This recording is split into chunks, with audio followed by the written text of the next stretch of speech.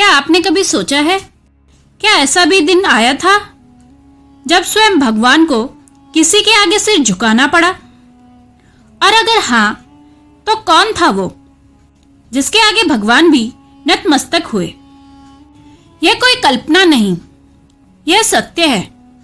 एक ऐसी गाथा जो धर्म, तपस्या और मानवता के सर्वोच्च शिखर तक पहुंचती है। एक ऐसी घटना जिसे जानने के बाद आपकी सोच, आपकी आस्था और आपकी आत्मा सब कुछ बदल जाएगा। ये बात त्रेता युग की है। हिमालय की गोद में एक घना जंगल था, जहां ना पगडंडी थी, न रास्ता, केवल सन्नाटा और परम शांति। उस वीरान क्षेत्र में एक सन्यासी तप कर रहा था। उसका नाम था महातपस्वी अत्रि। उनका शरीर हड्डियों का ढांचा बन चुका था, पर आंखों में अग्नि थी। उन्होंने संकल्प लिया था, जब तक स्वयं ब्रह्मा, विष्णु, महेश मेरे सामने प्रकट नहीं होंगे, मैं अन्न और जल का त्याग करूंगा। सप्ताह बीते, महीने बीते, वर्ष बीते, पर अत्रि ऋषि अडिग रहे। देवताओं के लोकों में हलचल मच गई। इंद्र घबरा उठा। यदि अत्रि सफल हो गया तो स्वर्ग की सत्ता डगमगा जाएगी। पर त्रिदेव मुस्कुरा रहे थे, क्योंकि वो जानते थे यह कोई साधारण तप नहीं, एक आत्मा की पुकार है।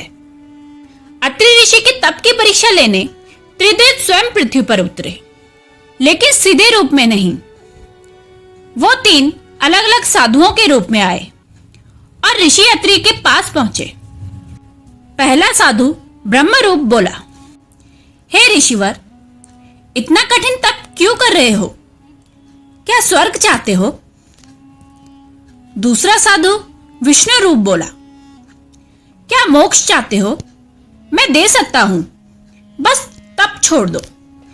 तीसरा साधु शिव रूप बोला, क्या शक्ति चाहते हो? बस मेरी उपासना करो, तुम्हें ब्रह्मांड हिला देने वाली शक्ति दूंगा।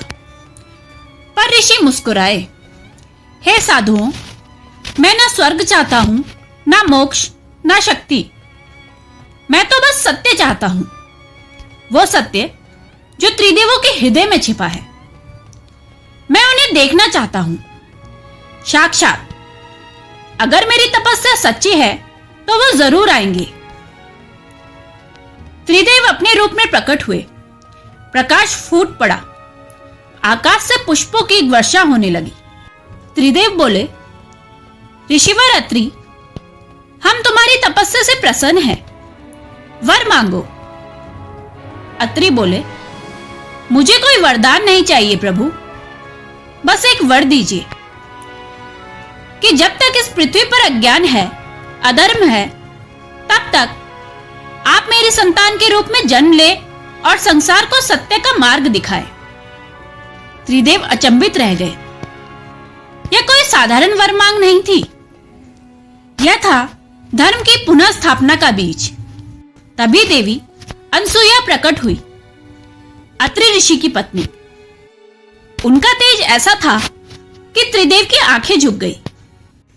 यह वही क्षण था जब स्वयं ब्रह्मा, विष्णु, महेश ने एक साथ सर झुका लिया। वे बोले, हे देवी अनुसुईया, तुम्हारी पवित्रता, तुम्हारा संयम और सतीत्व हमारे लिए पूजनीय है। हम तीनों तुम्हारे गर्भ से पुत्र रूप में जन्म लेंगे। अगले कुछ वर्षों में 3 पुत्र जन्मे। दत्तात्रेय त्रिदेवों के सम्मिलित अवतार, दुर्वासा शिव के अंश, चंद्रदेव ब्रह्मा के अंश। दत्तात्रेय एक योगी, एक तपस्वी, एक रहस्य। वे कभी बच्चों की तरह खेलते दिखाई देते, तो कभी नदी किनारे ध्यान में लीन, कभी वन के शेरों को पालतू बना लेते, तो कभी पत्थरों को जल में तैराते। एक बार एक राजा उनके दर्शन करने आया। पूछा, भगवान, आपने गुरु किसे बनाया? दत्तात्रेय बोले, मेरे 24 गुरु हैं। पृथ्वी, अग्नि, जल, वायु, आकाश, चंद्रमा सूर्य, मछली, गीदड़, प्रकृति की हर चीज मेरे गुरु है। राजा स्तंभ रह गए। दत्तात्रेय ने बताया, जिसने जीवन को ध्यान से देखा उसे कभी बाहर जाने की जरूरत नहीं।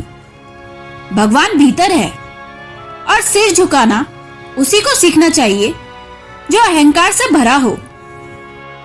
कहानी यहां खत्म नहीं होती, क्योंकि आज भी गुरु दत्तात्रेय हिमालय, गिरनार, नर्मदा तटों पर घूमते हैं, कभी साधु के रूप में तो कभी भिखारी बनकर। कहा जाता है, जब कोई सच्चा साधक तप करता है और वह अपनी आत्मा को समर्पित करता है तो भगवान उसके सामने सिर झुका देते हैं। इस कहानी से हमें यह सीख मिलती है कि भगवान भक्ति और शक्ति के आगे झुकते हैं, ना कि दिखावे के आगे। तप का अर्थ केवल शरीर को कष्ट देना नहीं, मन और आत्मा को एकाग्र करना है।